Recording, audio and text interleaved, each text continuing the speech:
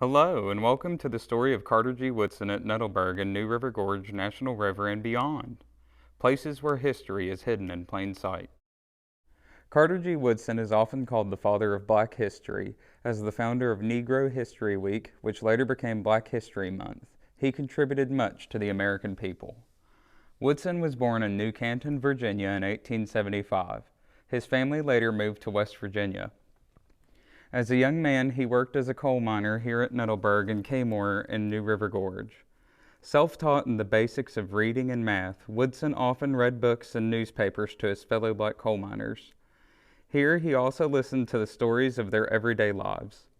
These conversations inspired Carter in what would become his life's work to document and teach others about the struggles and contributions of African American people to American history. Carter once said of his time in the Gorge, "In this circle, the history of the race was discussed frequently, and my interest in penetrating the past of my people was deepened and intensified."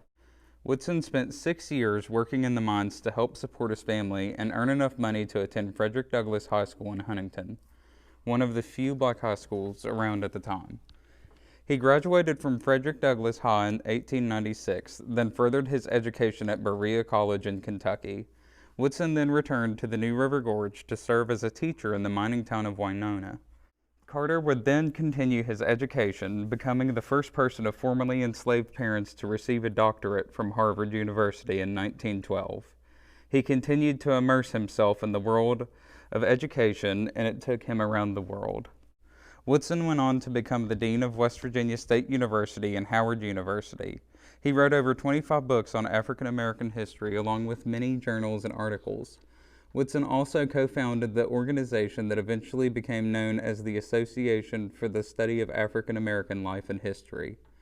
In 1926, Carter inaugurated Negro History Week, which later grew into Black History Month, now celebrated each February. Unlike many other scholars of his time, Woodson also welcomed black women as equal co-workers and leaders, encouraging them to further the movement of preserving African American history. Through his work and leadership, Carter changed the face of African American heritage awareness and preservation, inspiring others across America to continue this important work.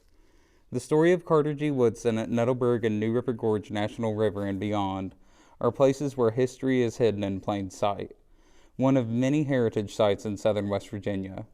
Now go out there and discover more stories of people, our history hidden in plain sight.